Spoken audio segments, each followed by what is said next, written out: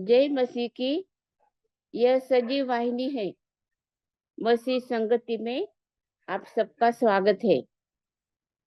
आज का दिन परमेश्वर के उपस्थिति में हम सब आते हैं, उसकी आराधना, उसकी स्तुति करते हैं, उसकी प्रशंसा करते हैं। सब विश्वासी जो है वो इकट्ठा होते हैं और मसीह संगति में आगे बढ़ते हैं। जब हम यीशु के नाम से इकट्ठा होते जमते हैं एक एक जगह पर, चाहे वो छोटी जगह हो, चाहे बहुत बड़ी हो, बहुत बड़ा चर्च हो, चाहे छोटी जगह हो, लेकिन जब जहां पर भी हम यीशु की आराधना करते हैं, यीशु की संगति में हम बढ़ते, वचन के द्वारा जब हम सीखते हैं, परमेश्वर पवित्र आत्मा हमारे साथ में होता है, उसकी संगति हमें प्राप्त होती है। समस्त विश्व में जहां पर भी मसीही आराधना और स्तुति करने के लिए, प्रभु यीशु मसीह की आराधना स्तुति करने के लिए इकट्ठा हुए हैं, उनके लिए ये बहुत ही अच्छी संगति है। हम धन्यवाद देते हैं इस परमेश्वर के आशीषों के लिए। हम धन्यवाद देते हैं, आज के दिन के लिए हम धन्यवाद देते हैं, सजीव वाहिनी के लिए धन्यवाद देते हैं। सजीव वाहिनी के द्वारा ये जो सुसमाचार है, जो लोग सुनते हैं, प्रभु आशीषित करे और ये सेवा और भी आशीष का कारण बने। प्रार्थना करते हम यीशु के नाम से प्रार्थना करते। हालेलुया, स्तुति धन्यवाद हो ये अनुग्रहकारी दयालु पवित्र प्रभु, हम तुझे धन्यवाद देते। हम तेरी सारी आशीषों के लिए धन्यवाद देते हैं, जो प्रभु हम गिन नहीं सकते हैं। इतनी अगिनित आशीष तूने हमें दी है। हम धन्यवाद देते हैं प्रभु जी, तेरे सारे आशीषों के लिए हम धन्यवाद देते हैं। आज हम तेरे पवित्र वचन के द्वारा प्रभु हम हम सीखेंगे, मनन करेंगे और तुझे सराहेंगे, तुझे धन्यवाद देंगे। हम आमंत्रित करते हैं परमेश्वर पवित्र आत्मा, तू आ, हमारे विचारों को, हमारे दिल के सब बातों को तू नियंत्रित कर। तेरे वचन को सुनने के लिए हमारे आत्मिक कानों को तू खोल दे। हम तेरे अद्भुत वचन को देखे, तेरे दृष्टांत को हम प्राप्त करें प्रभु, इसलिए हमारे आत्मिक नेत्रों को तू खोल दे प्रभु। ऐसी तुझे विनती और याचना करते हैं। इस सारी प्रार्थना को यीशु के नाम से करी है, इसीलिए तू सुन और ग्रहण कर। आमीन। हम देखते हैं कि सब हर एक जगह पर फास्टिंग और प्रेयर हम लोग करते हैं, और ये बहुत जरूरी है फास्टिंग और प्रेयर करना। जब हम प्रार्थना में समय बिताते हैं, हमारे पास में बहुत सी बातें हैं जो हम परमेश्वर को मांगते, तब परमेश्वर हमको देता है। प्रार्थना, हमारी प्रार्थना सुनी गई है, जो सुनी गई है प्रार्थना बाइबल में उसका रिकॉर्ड करा है। और कैसे प्रार्थना, किसकी प्रार्थना परमेश्वर सुनेगा ये भी लिखा हुआ है। इसलिए हम लोग आज मदद करेंगे, प्रार्थना के ऊपर हम लोग मदद करेंगे। यहाँ पर अय्यूब की किताब 34 अध्याय और 28 वचन में ऐसे लिखा है, यहाँ तक कि उनके कारण कंगालों की दोहाई उस तक पहुंची और उसने दीन लोगों की दोहाई सुनी। यहाँ पर लिखा है दीन लोगों की प्रार्थना सुनी जाती है, दीन लोगों की दोहाई परमेश्वर सुनता है। एक कैसी दीनता है, कैसे हमें प्राप्त होती है ये दीनता, हमें चाहिए ये दीनता। हम दीन होना चाहिए परमेश्वर के सामने, क्योंकि जब जब तक हम दीन नहीं होते हैं, तब हमारी प्रार्थना परमेश्वर नहीं सुनता, नहीं सुनाई जाएगी। इसीलिए हमें दीन होना, आत्मा में दीन होना, परमेश्वर के सामने हमें दीन होकर हमें प्रार्थना करना है, दोहाई देना है। हम समझ लेना है कि ये जो काम है ये परमेश्वर का है। छोटा हो या बड़ा हो, हमारे जीवन में सब कुछ परमेश्वर की कृपा से हमको मिला है, और सब कुछ परमेश्वर की कृपा से ही होने वाला है। जब हम प्रार्थना करेंगे तब बहुत सी बातें हमारे अगल बगल में, हमारे परिवार में, हमारे देश में और हमारे जीवन में भी बहुत सी बातें बदल जाएगी, और परमेश्वर की इच्छा के अनुसार हम जीवन बिताने के लिए हम लोग सिद्ध हो जाएंगे। परमेश्वर की इच्छा समझने के लिए हमें दीन होना और प्रार्थना करना जरूरी है।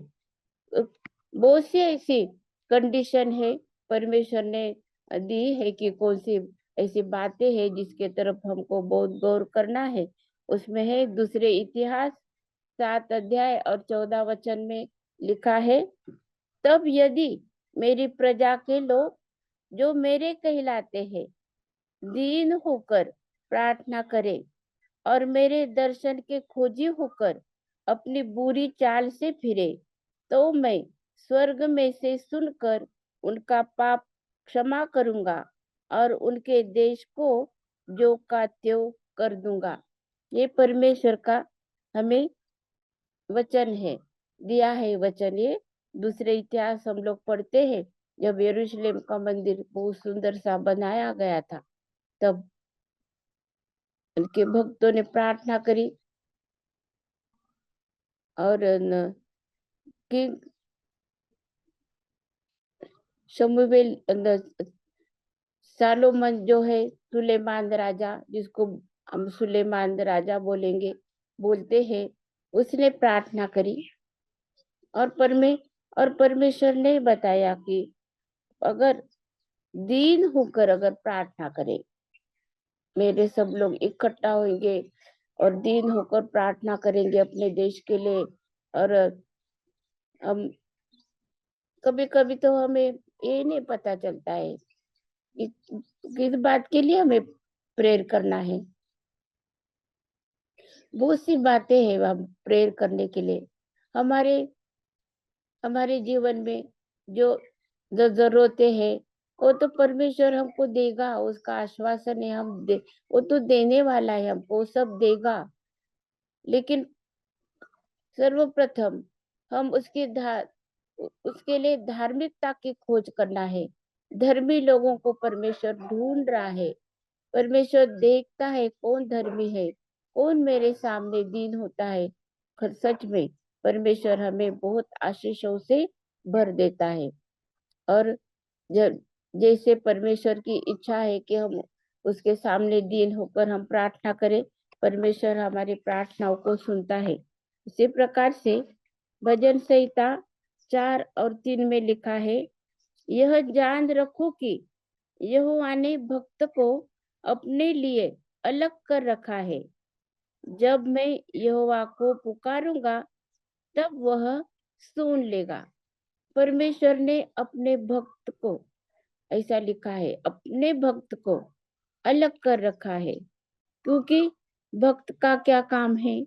उसकी भक्ति करने का, उसकी आराधना करने का, और उसको उसको मान सम्मान महिमा उसको देने का, ये भक्त लोगों का काम है। और जो परमेश्वर तो मन को देखता है, हृदय को देखता है। जो आत्मा में सच्चाई से बहुत प्रेम करके परमेश्वर को पूर्णता से प्रेम करते हैं, और वो जब आराधना जब स्तुति करते हैं, तो यीशु के नाम का सुगंध सब तरफ फैलता है। अगर हम लोग डर डर के अगर हम यीशु मसीह का प्रचार और उसकी स्तुति आराधना हम नहीं करेंगे, कोई जगह पर हम लोग, जो जगह हमें परमेश्वर ने दी है, वो जगह पर अगर हम लोग उसकी स्तुति आराधना नहीं करते हैं, यहाँ पर अगर हम लोग नहीं करेंगे, तो कैसे परमेश्वर का कार्य होगा? वो कार्य परमेश्वर का कार्य होएगा, क्योंकि वो तो परमेश्वर का कार्य है। वो तो करेगा उसके मार्ग के अनुसार। लेकिन परमेश्वर का जो कार्य हमें दिया था, हमने उसके तरफ देखा नहीं, उसके तरफ हम लोगों ने सोचा नहीं है, हमने भी अपने प्रयत्न हमने नहीं करे हैं, तो वहां पर उसका कार्य नहीं हो पाता है। आत्माओं को बचाने का कार्य नहीं हो पाता है। भजन संहिता 18:6 में लिखा, अपने संकट में मैंने यहोवा परमेश्वर को पुकारा, मैंने अपने परमेश्वर की दोहाई दी और उसने अपने मंदिर में से मेरी बातें सुनी और मेरी दोहाई उसके पास पहुंचकर उसके कानों में पड़ी। कितने कितना अच्छा यहाँ पर लिखा है, कितना सुंदर लिखा है कि परमेश्वर के कान में मेरी दोहाई पड़ी। हमारी भी दोहाई परमेश्वर के कान तक पहुंचना चाहिए। हमारे पास में बहुत सी बातें हैं, हम देखते हैं कितनी संकट में से हम लोग जा रहे हैं। हमारा देश, हमारा समाज और हम खुद, हमारा परिवार संकट में से जा रहे हैं। और कोई भी नहीं ऐसे बोल सकता है कि नहीं अभी हम बहुत स्वस्थ है, बहुत अच्छा है सब कुछ, अभी कोई फिक्र नहीं हमको, कुछ भी नहीं है। लेकिन ऐसा समय आएगा कि जब हमें पता चलेगा कि नहीं, हमारी कोई, अभी हमको कोई फिक्र नहीं है, अभी हमें कोई चिंता नहीं है, क्योंकि हमारा जो सुनने वाला है, परमेश्वर ने हमारी प्रार्थना को सुनी। परमेश्वर पिता जब हमारी प्रार्थना सुनेगा, जब हम करेंगे, अगर हम जब इकट्ठा होंगे, जब हम प्रार्थना करेंगे, तभी तो परमेश्वर पर पिता हमारी प्रार्थना को सुनेगा। तो हमें प्रार्थना करना है। अपने संकट में मैंने यहोवा परमेश्वर को पुकारा। यहाँ पर गवाही है कि मैं जब संकट में था, तब मैंने यहोवा को पुकारा, अपने मंदिर में से मेरी बातें सुनी और मेरी दोहाई उसके पास पहुंचकर उसके कान उसके कानों में पड़ी, परमेश्वर के कानों में पड़ी। उसने वो वो राह देख रहा है, हम कब उसके पास में जाते हैं और हम लोग कब उसके लिए प्रार्थना विनती हम लोग करते हैं। फास्टिंग के साथ में जो उपवास करने का है, तो परमेश्वर ने बताया हमको उपवास किस प्रकार से करने का है। सच में परमेश्वर के सामने हमको लीन और नम्र होना है। नीति वचन 15 और 29 वचन हम पढ़ते हैं, यहोवा दुष्टों से दूर रहता है, परंतु धर्मियों की प्रार्थना सुनता है। यहोवा दुष्टों से दूर रहता है। क्यों क्यों ऐसे, कौन सी ऐसी दुष्टता है? परमेश्वर पिता दूर रहता है उनसे। लेकिन ये तो जाना चाहते ना परमेश्वर के पास में नजदीक। दुष्ट लोग भी चाहते हैं आशीषों को, वो भी चाहते हैं कि वो जो कुछ काम कर रहे, गलत काम कर रहे, उसमें भी परमेश्वर उनको सक्सेस दे। लेकिन परमेश्वर पिता, वो उसको मालूम है, वो जानता है उसकी इच्छा के अनुसार कौन से काम है, कौन से धर्म के काम है, ये परमेश्वर पिता जानता है। इसीलिए वो दूर रहता है दुष्टों से, और हमारी प्रार्थना को वो सुनता है, धर्मी की प्रार्थना को सुनता है। ऐसा लिखा, धर्मी की दोहाई देते और यहोवा उनकी सुनता है। हमें प्रभु यीशु मसीह पर विश्वास करने वाले जो मसीह संगति में है, वो उनकी जिम्मेवारी है, आत्मिक जिम्मेवारी है कि हम प्रार्थना करें, प्रार्थना में हम सबको उठाए और आत्माओं के लिए परमेश्वर का वचन उन तक पहुंचे, उनकी दुख तकलीफ दूर हो। और जो भी कुछ काम है परमेश्वर ने हमको दिया, मानवता के लिए, मनुष्य के लिए, हम करें। इसलिए हमें और भी परमेश्वर उसकी अगुवाई करे, पवित्र आत्मा की सामर्थ्य में हम लोग ये सब काम हम लोग कर सकते हैं।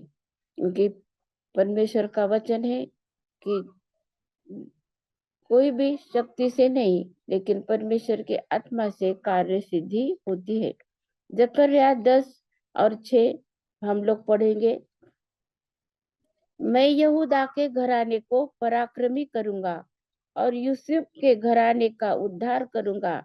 मुझे उन पर दया आई है, इस कारण मैं उन्हें लौटा लाकर उन्हीं के देश में बसाऊंगा और वे ऐसे होंगे मानो मैंने उनको मन से नहीं उतारा है।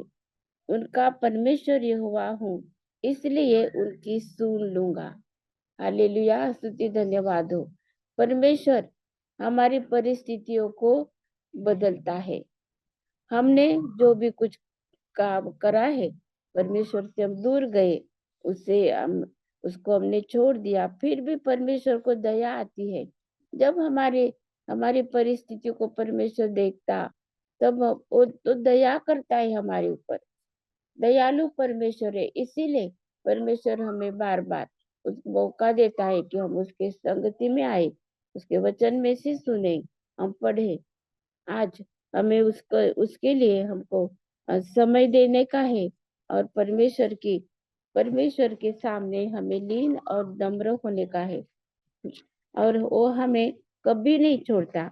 हम देखते यशायाह 58 और 9 वचन, यहाँ पर एक ये ये अध्याय में उपवास और प्रार्थना उपवास और प्रार्थना के बारे में लिखा है कि किस प्रकार का उपवास परमेश्वर हमसे चाहता है।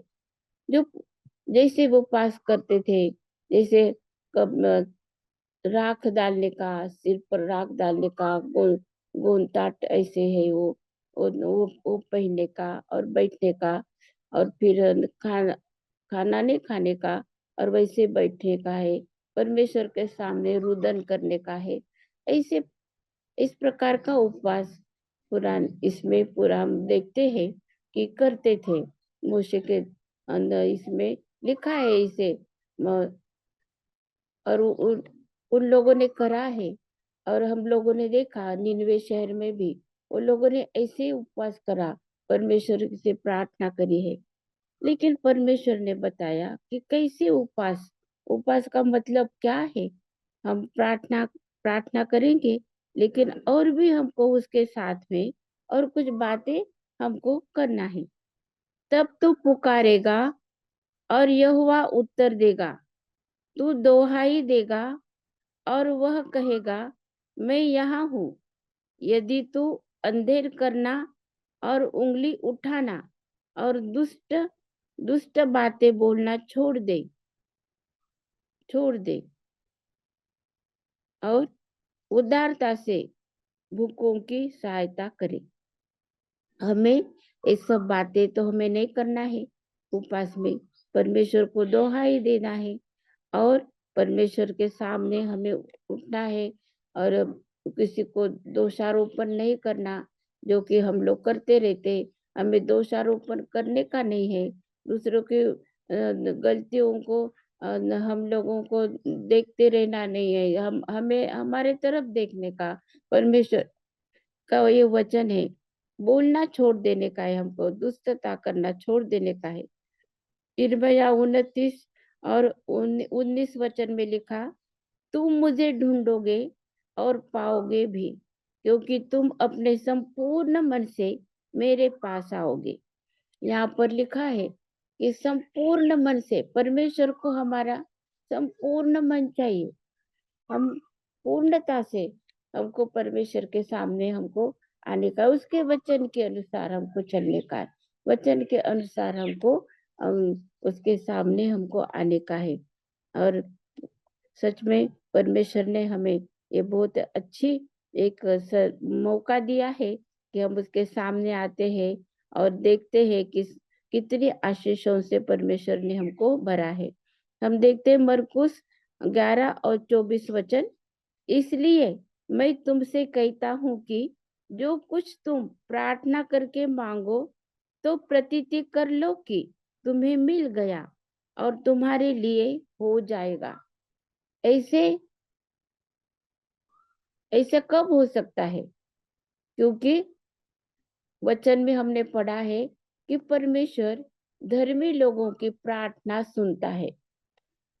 और जब हम धर्मी है परमेश्वर के सामने, हम कैसे धर्मी बन सकते परमेश्वर के सामने? जब हम यीशु मसीह को ग्रहण करते हैं हमारे दिल में और उसके ऊपर पूर्णता से विश्वास करते हैं, और वो देह देह धारण करके इस दुनिया में आया, बालक बनकर आया, कुमारी मरियम के द्वारा उधर वो इस दुनिया में जन्म लिया। हम धन्यवाद देते हैं परमेश्वर की एक बड़े बड़े करुणा के लिए, और ये बहुत बड़ा चमत्कार के लिए, मनुष्य के लिए बहुत बड़ा ए, परमेश्वर की दया है, ये कृपा हमारे ऊपर हुई कि परमेश्वर ने अपने पुत्र को हमारे लिए इस धरती पर भेजा। आज हम यीशु के ही नाम से उसके सामने हम आ सकते हैं, अन्यथा हमारे लिए दूसरा मार्ग नहीं है। परमेश्वर ने हमारे लिए एक सिद्ध मार्ग बनाया है, और वो है प्रभु यीशु मसीह। प्रभु यीशु मसीह पर विश्वास करके हम उसके उपस्थिति में, उसके अनुग्रह के सिंहासन के सामने एक हियाव करके हम लोग जा सकते हैं, आ सकते, और परमेश्वर तब हमारी प्रार्थना को सुनता है, तब हमें वो धर्मी ठहराता है। यीशु पर का विश्वास हमें धर्मी ठहराता है, और हमारी अपनी धार्मिकता नहीं, हमारी कोई अपनी मनुष्य की अच्छाई नहीं है, लेकिन परमेश्वर अच्छा है जो हमारे जीवन को सुधारता है, और हमारे जीवन में से पाप को दूर करके हमें शुद्ध अंतकरण, शुद्ध मन देकर परमेश्वर अपनी आराधना और उसकी स्तुति हमसे करता है। इसलिए हम उसको धन्यवाद देते हैं, और ये हर एक मनुष्य की ये जरूरत है कि हम परमेश्वर को ढूंढे। जो जो परमेश्वर को ढूंढते हैं वो तो उसको मिलता है, उनको मिलता है। और दीन होकर जब हम उसकी दोहाई करते, प्रार्थना करते हैं, तो परमेश्वर हमारी प्रार्थनाओं को सुनता है। हम लोग पढ़ते हैं याकूब की पत्री 5 अध्याय और 16 वचन। इसलिए तुम आपस में एक दूसरे के सामने अपने अपने पापों को मान लो और एक दूसरे के लिए प्रार्थना करो, जिससे चंगे हो जाओ। धर्मी जन की प्रार्थना के प्रभाव से बहुत कुछ हो सकता है। हाँ, ये वचन हमने अभी तक वो पढ़ा है कि किस प्रकार से परमेश्वर ने धर्मी लोगों को अपने लिए प्रार्थना करने के लिए अलग किया है। कैसे यहाँ पर अयुब ने अपनी गवाही दी है कि दीन होकर दीन लोगों की प्रार्थना परमेश्वर सुनता है। और किस प्रकार से यहाँ पर हम सब पढ़ते हैं कि कैसे परमेश्वर ने हमें आश्वासन दिया है कि अगर तुम इकट्ठा होते हो, जो जो परमेश्वर के नाम से, जो परमेश्वर के नाम से जब हम आते हैं और इकट्ठा होते हैं और हम प्रार्थना करते हैं, परमेश्वर हमारी प्रार्थना को सुनेगा। क्या प्रार्थना करना है हमें? बहुत सी बातें हैं हमारे हमारे जीवन में, वचन के अनुसार भी हमको प्रार्थना करना है, दुआ करना है। हमें हमें सब तरफ परमेश्वर की आज्ञा है कि सब तरफ परमेश्वर पश्चाताप पश्चाताप का आत्मा सबको मिलना चाहिए। और सब तरफ ये वचन जो है, ये सुवार्ता पर यीशु मसीह की जो सुवार्ता है, ये सार्वकालिक सुवार्ता है। इस धरती पर जब है हम, तो बहुत सी समस्या है, हम एक दूसरे पर हम लोग मतलब कि बहुत कुछ हो रहा है, लेकिन ये दुनिया का अंत होएगा, लेकिन पूर्णता से और भी एक दूसरा भी एक एक हमारे लिए जीवन है, वो हमारा अनंत जीवन है। ये शरीर का जो जीवन है, ये खत्म होने के बाद, समाप्त होने के बाद उसकी शुरुआत होने वाली है। और वो अनंत काल का जीवन, ये हमारे जीवन पर निर्भर है। अगर हम ये जीवन में प्रभु यीशु मसीह को ग्रहण करते हैं, तो हमें अनंत जीवन मिलेगा, हम हमें शांति मिलेगी, हम यीशु के साथ में हम लोग रहेंगे, स्वर्ग में रहेंगे। और यहाँ पर कैसे किस प्रकार से दुख तकलीफ है, किस हर रोज हम लोग कुछ तो भी दुख की बातें हम लोग सुनते हैं सब। वहां पर ऐसे कुछ भी नहीं होने वाला है। वहां पर सब कुछ अच्छा है, बहुत ही अच्छा है उधर स्वर्ग में।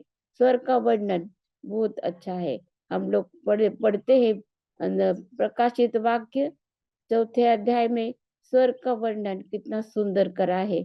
वहां पर जहाँ पर यीशु मसीह है, वहां पर सब कुछ खुशी आनंद है। हमारे आंसू भी जब सब पोछे जाएंगे। वो हमारा चरवाह है, वो अनंत काल का चरवाह है हमारा। और वो स्वर्ग में भी हमारा चरवाह है। हम प्रभु यीशु मसीह को धन्यवाद देते हैं। उसकी सारे उसके सारी कृपा, उसका अनुग्रह, वो हमारे साथ में इस धरती पर रहा है। और वो हमारे प्रायश्चित के लिए उसने अपने पवित्र लहू को बहाया है। प्रायश्चित करा है प्रभु यीशु मसीह ने अपना, उसका पवित्र लहू बहाया है। और तीसरे उसको कब्र में रखा है। प्रभु यीशु शरीर में हमारे लिए मृत्यु मृत्यु हुआ है। और तीसरे दिन वो जी उठा है। ये सामर्थ्य है, ये पवित्र आत्मा का सामर्थ्य है। तो तीसरे दिन प्रभु यीशु मसीह जी उठा है। इसीलिए हमारे जीवन में बहुत कुछ बहुत कुछ आशीषें हमें मिली है। हमें पापों से छुटकारा मिला है। जैसे प्रभु यीशु मसीह जीवित हुआ है, हमारे जीवन में भी वो पुनरुत्थान का कार्य, जो पुनरुत्थान की जो ताकत है, वो कार्य करती है। आज भी हमारे जीवन में वो कार्य करती है। और वही जरूरी है। अगर पुनरुत्थान की जो कार्य है, जो पुनरुत्थान का सामर्थ्य हमारे जीवन में कार्य करता है, तो हम पुराने नहीं रहते हैं। हमारा मनुष्य का स्वभाव नहीं रहता है। हम नए हो जाते हैं, नया स्वभाव हमको मिलता है। हम प्रभु यीशु मसीह के पीछे चलते हैं। हम उसकी आज्ञाओं को मानते हैं। हम उसके आवाज को सुनते हैं। और हम उसके साथ साथ में हम चलते हैं। यीशु के पीछे हम चलते हैं। और उसी का कहना मानते हैं। उसके वो जो हमको बताता है वो ही हम करते हैं। आइए हम यीशु को धन्यवाद देते हैं ऐसे सुंदर जीवन के लिए। सबको चाहिए ये सुंदर जीवन। इसलिए आइए यीशु मसीह को अपने जीवन में ग्रहण करें। अगर कोई इस समय पर कोई बंधन में है, कोई पाप के बंधन में है, उनको छुटकारा चाहिए। वो कोई ऐसे जो आदतें हैं, बुरी आदतें, उनसे वो छुटकारा चाहते हैं, लेकिन वो छुटकारा उनको नहीं मिल रहा है। तो आज यीशु आपको छुटकारा देने के लिए तैयार है। सिर्फ आपको दीन होना है। कब बोलना है कि प्रभु तू मेरे मेरे दिल में आ जा। तू मुझे तेरी जरूरत है। मुझे सब मुझे अच्छा जीवन बिताना है। मुझे अच्छा जीवन चाहिए। इसलिए तू मेरे हृदय में आ और मेरे पापों को तू क्षमा कर। आज प्रभु यीशु मसीह जो नया जीवन हमारे लिए देने के लिए ही इस धरती पर आया। और हमारे जीवन में से जो दुष्ट जो शैतान की जो दुष्टता है, दुष्कर्म है, जो कार्य है अंधकार के, वो सब नष्ट करने के लिए प्रभु यीशु मसीह इस धरती पर आया है। आइए हम प्रभु को धन्यवाद देते हैं। तेरे उसके सारी आशीषों के लिए हम धन्यवाद देते हैं। प्रभु यीशु मसीह ने हमें जितने लोगों ने छुटकारा पाया है, अनंत जीवन उनका है। अभी हम लोगों को जब छुटकारा पाया एक बार, और हम बस निवान तो हो गए ऐसा नहीं, लेकिन हम लोगों को स्थिर रहना है विश्वास में। मसीह जीवन में हमको आगे बढ़ना है।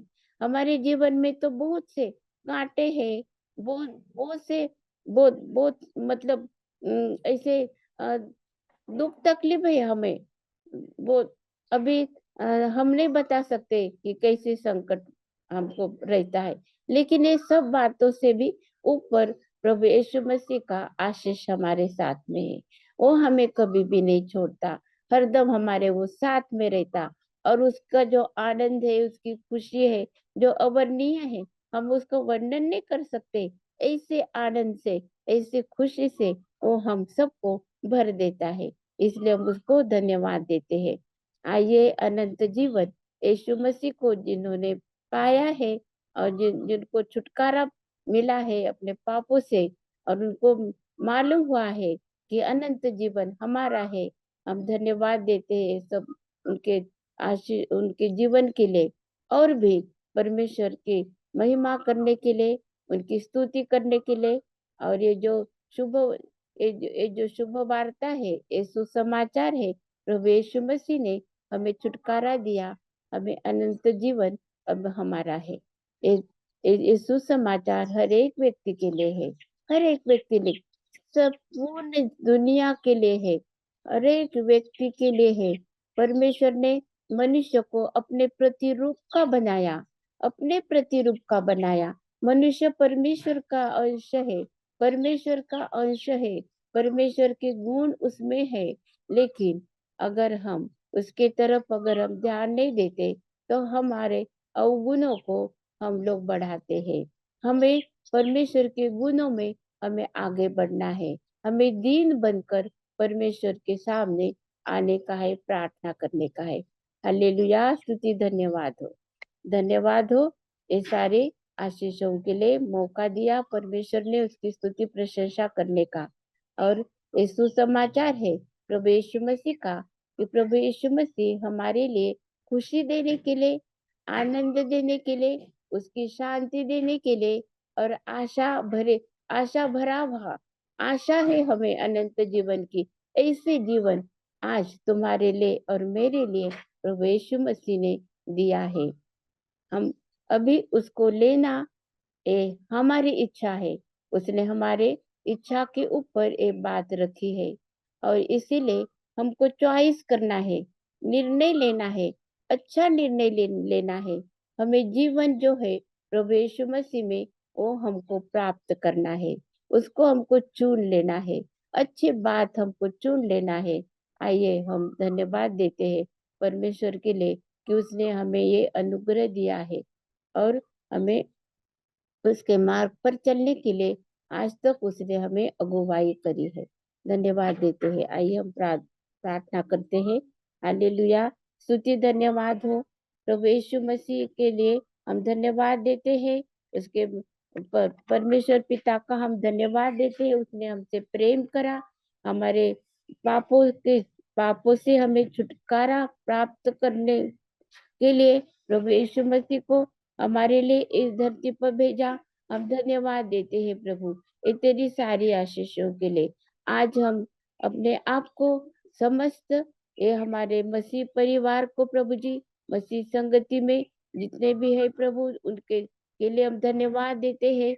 और हम धन्यवाद देते हैं प्रभु परमेश्वर पिता, तेरी सारी आशीषों के लिए धन्यवाद देते हैं। यीशु के नाम से ये प्रार्थना करी, इसीलिए तू सुन और ग्रहण कर। आमीन। यीशु की शांति आपके और मेरे हृदय में राज्य करे। आइए हम आशीर्वचन पढ़ते हैं। अब जो तुम्हें ठोकर खाने से बचा सकता है और अपनी महिमा की भरपूरी के सामने मगन और निर्दोष करके खड़ा कर सकता है, उस एकमात्र परमेश्वर हमारे उद्धारकर्ता की महिमा और गौरव और पराक्रम और अधिकार हमारे प्रभु यीशु मसीह के द्वारा जैसा सनातन काल से है, अभी भी हो और युगान युग रहे। आमीन। अब प्रभु यीशु मसीह का अनुग्रह और परमेश्वर का प्रेम और पवित्र आत्मा की सहभागिता तुम सबके साथ और समस्त विश्व में विश्वासियों के साथ होती रहे। आमीन।